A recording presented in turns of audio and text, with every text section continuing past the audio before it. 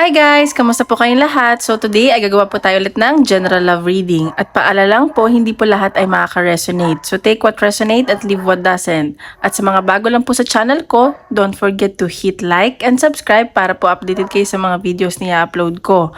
At sa mga gusto magpa-private reading, message na lang ako sa Facebook, nasa description box below, okay?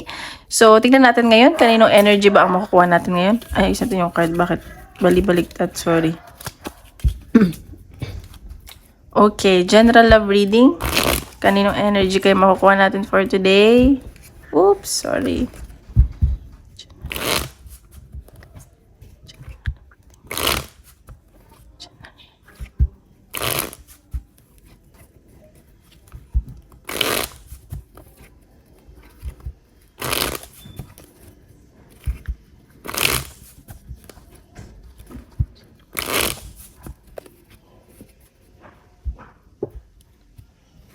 Uy.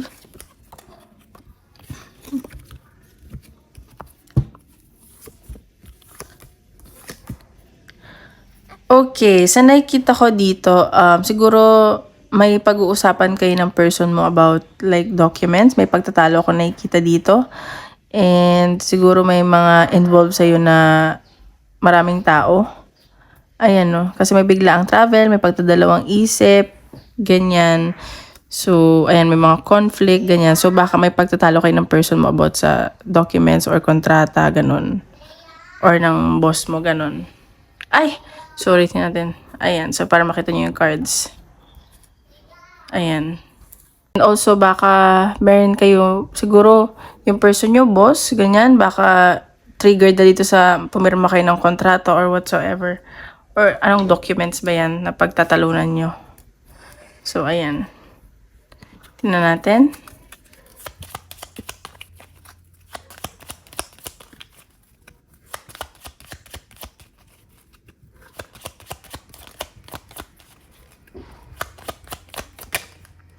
Okay, devotion. Sa nakikita ko, devoted kayo na isa't isa ng person mo. At sa kung ano man yung trabaho nyo, devoted din kayo doon. Ganyan. So, parang you guys on the same page. Parang kayo ng pag-iisip, ganyan. Ayan. So, tingnan natin. Energy ng person mo.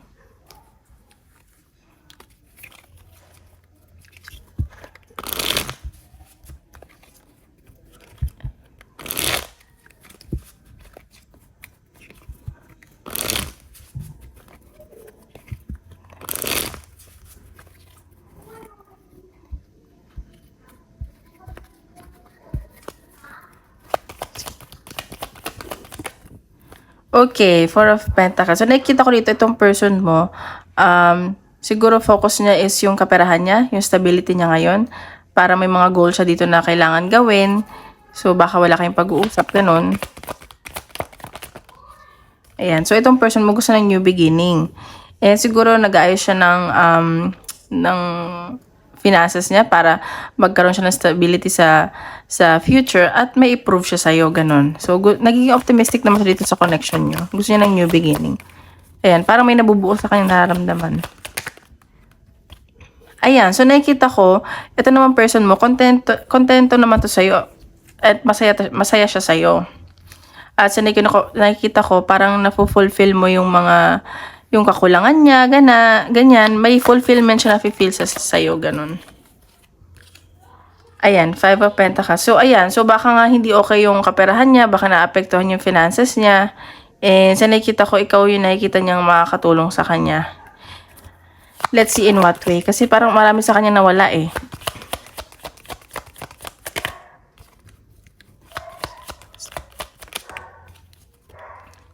Ayan, so, itong person mo medyo babagal lang. And, or baka ikaw to nakikita kanya as like, ayun nga, stable ka, and like makakatulong sa kanya, mabagal lang siguro yung pagkilos mo. At sa nakikita niya na focus ka din sa goal mo at sa career mo. Ayan, so nakikita ko itong person mo, naniniwala to sa'yo, na yung potential mo, yung capability mo, at sa nakikita ko, mas fina-follow niya yung instinct niya. Siya yung mas nagiging logical siya. Mas iniisip niya yung dapat gawin. Ayan, the tower. So, may nakita akong changes na nangyari dito sa connection nyo. And medyo biglaan to. And sa nakikita ko, kahit na parang hindi niya nagustuhan yung nangyari sa inyo, like, tinitignan niyo yung positive side nung kung ano man yung nangyari sa inyong pagbabago. Ayan. So, sa nakikita ko, itong person mo, marami ka siyang responsibilidad. There's lots on his or her plates. Marami siyang ginagawa eh. And nakikita ko, ayun nga, focus siya sa stability. So, parang naguguluhan din talaga siya.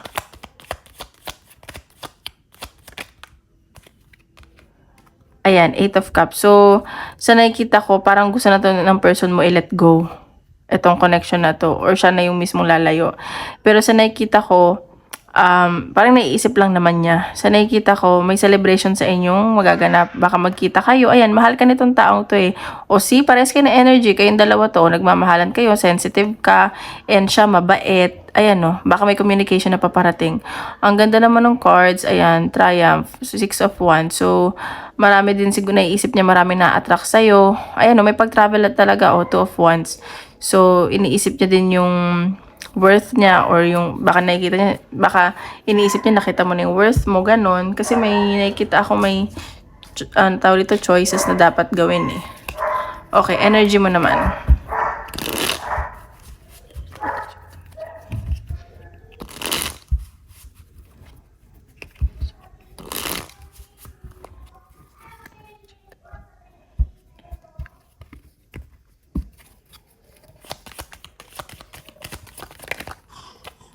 Okay, ikaw naman, ayan, 4 of Wands. So, nakikita ko dito, ikaw, masaya ka naman sa feeling niya.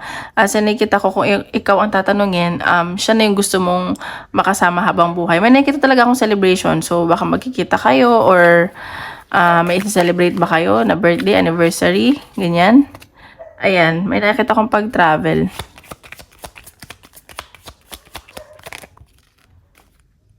Ayan, so nakikita ko dito, ikaw, may mga binabalanse ka. May kailangan ka lang pagpilian, ganyan.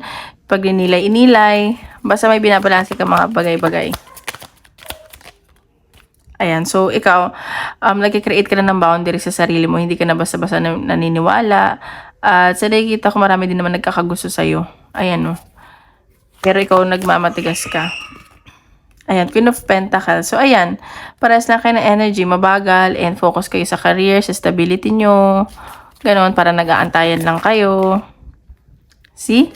So, sa nakikita ko, ito, mahal mo tong person na to, pero pabago-bago yung nararamdaman mo. Parang biglang nagbabago. Alam mo yun?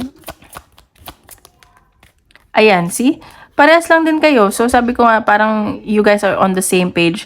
Kasi ikaw, marami ka rin responsibility, marami ka ding ginagawa sa buhay, at marami kang options to do, like to excel in your career. So, ayan. Ayan, so 4 of Cups. So, ikaw, dito medyo may pinagsisihan ka lang or mag-ingat ka baka may pagsisihan ka. Pero nakikita ko nag-iisip-isip ka naman kasi maraming nag-o-offer sa'yo. At siguro nag-iisip-isip ka kung ano ba yung tatanggapin mo or etong nafe-feel mo sa kanya. Dapat mo bang tanggapin siya, ganyan. Queen of Swords. So, ayan. So, nakikita ko magiging matalino ka. Mas gagamitin mo yung utak mo kaysa yung puso mo. Nagiging practical ka ngayon. Oh my God. Parehas kayo naglalayuan. Ayan, no? Parehas kayo na energy. Like, mini-mirror nyo each other. And sa nakikita ko, parehas yung gustong mag-let go. Ayan. So, kasi ikaw natatakot kang maloko. Kasi parang anday mo na pinagdaan, anday mo na pinaghirapan. Ayan. So, gusto mo na din new beginning. Parehas talaga kayo na energy. Ayan, so 6 of Swords. So, baka may mag-move on kayo or makikita kayo kung aayusin nyo pa ba. So, tingnan natin. Ay, tingnan pa natin.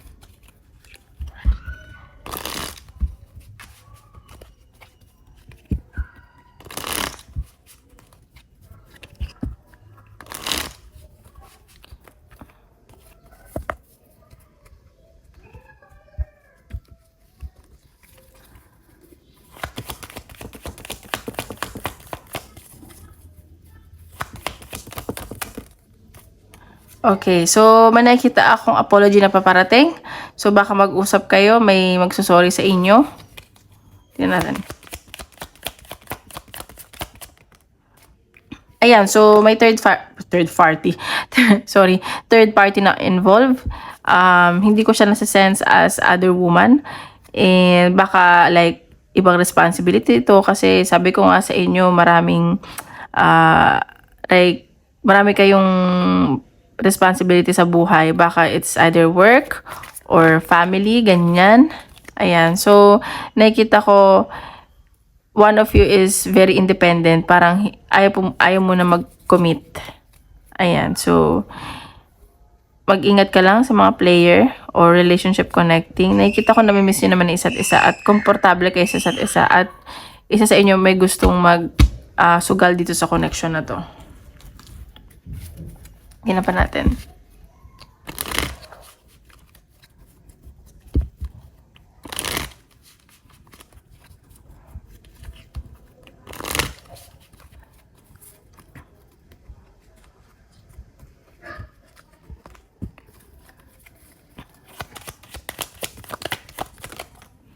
Okay, ayan, origin. So, nakikita ko dito, nagiging ano kayo, kailangan nyo lang ng initiation sa isa't isa. At, like, nagiging creative kayo or baka mas, parang binabaling nyo yung attention nyo sa ibang bagay. Ayan, so, baka nga meron ditong matauhan or yun nga, sabi ko baka mag-let goan kayo sa isa't isa kasi parang ano siya, na-awake, like, baka may ma-reject, ganyan. Ayan, so, sa nakikita ko kasi, isa sa inyo parang nabully at napahiya na. And parang sobrang natatakot na kayo magtiwala, ganun. Baka may mga hindi boto dito sa connection nyo, sa relasyon nyo, kaya ano na lang kayo, parang ile-let go nyo na lang, ganyan. So, sa nakikita ko dito, kailangan nyo kasi mag-compromise eh. Ayan, so, parang nalulungkot din kayo, ganyan. So, nakikita ko may good news na paparating sa inyo. May surprise. Ayan. So, tingnan natin. Advice ni universe.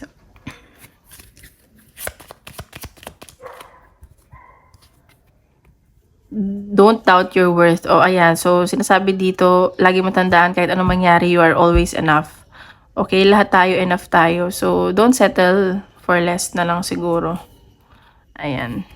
So, ayan, slow down and celebrate yourself. So, mag-celebrate ka lang, gawin mo yung mga nagpapasaya sa'yo, ganyan. So, ngayon po tayo sa career. Okay guys, don't forget to hit like and subscribe para updated kayo sa mga videos na i-upload natin. Tingnan pa natin sa career. Okay, tingnan naman po natin ngayon sa career.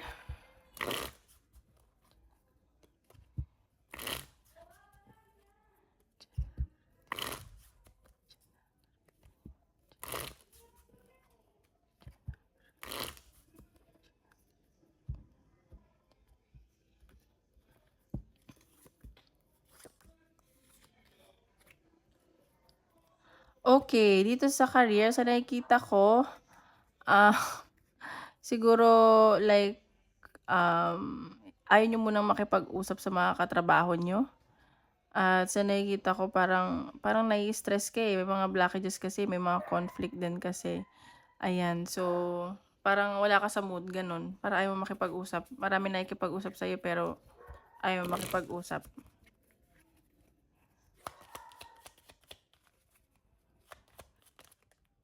Okay, sensuality. So, ayan, sinasabi ko, parang gusto mo na unahin yung sarili mo, may pagbabago kang gagawin sa sarili mo, parang, ano, ayan, so, parang self-love, ganyan. So, baka mag-gym ka, magme-meditate ka, basta parang me time, ganun. Eh, sa nakikita ko, may inaalam ka dito na totoo. Ayan. So, tingnan pa natin sa career.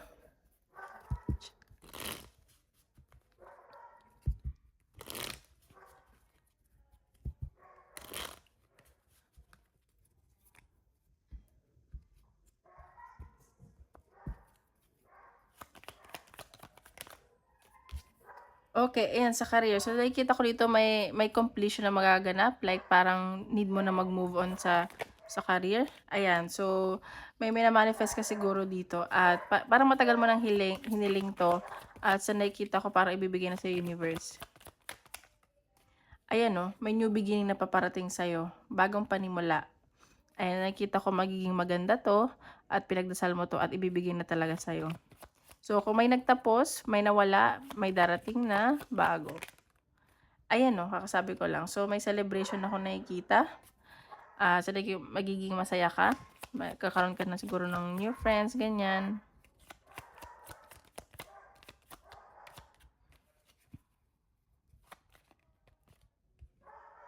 Ayan. So, sa nakikita ko pero nag-iisip-isip ka at nakikita ko ayaw mo magsisi or may pinagsisisihan ka. Ayan. So, 3 of Wands. So, may pag-travel. Nakikita ko may pag-aantay kang ginagawa dito. Ayan, 10 of Cups. So, nakikita ko, itong pag-aantay na ginagawa mo, like this is your family, for your family or inaantay mo yung family mo. Or sa career to, siguro iniisip mo yung itong kumpanya mo na naging pamilya mo na, napamahal na sa'yo, ganyan. Ayan, pero this time, magiging matalino ka, mas gagamitin mo yung utak mo. Yun nga, parang ayaw mo makipag-usap. Ayan, so nakikita ko may pagdadalawang isip kang ginagawa dito. Ayan o, so may pag-travel. May pagdadalawang isip ako nakikita dito. So, nag-aantay ka.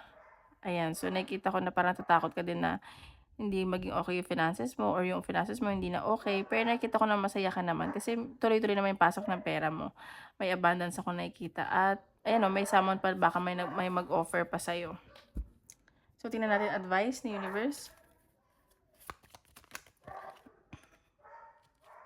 Ayan, lie back, rest, and relax. So, sinasabi dito magpahinga ka daw muna at mag-isip-isip. Like, mag-relax ka lang. Huwag ka muna masyadong mag-overthink. Healing energy flows through you. So, mystic healer. So, baka nasa healing stage ka or kung ano man yung nangyari sa'yo, hinihil ka na daw ni universe ngayon. Okay? So, tingnan pa natin. Ay, sorry, nauna yung advice. Sige. Wait lang.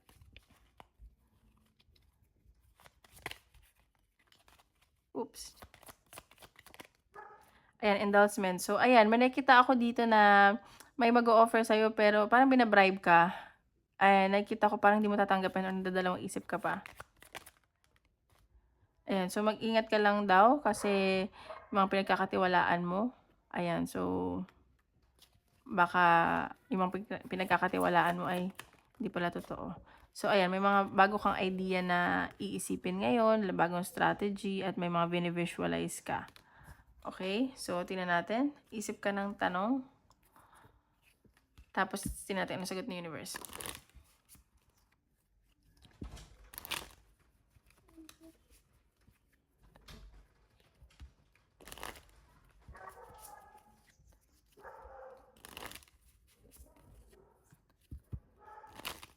Oops.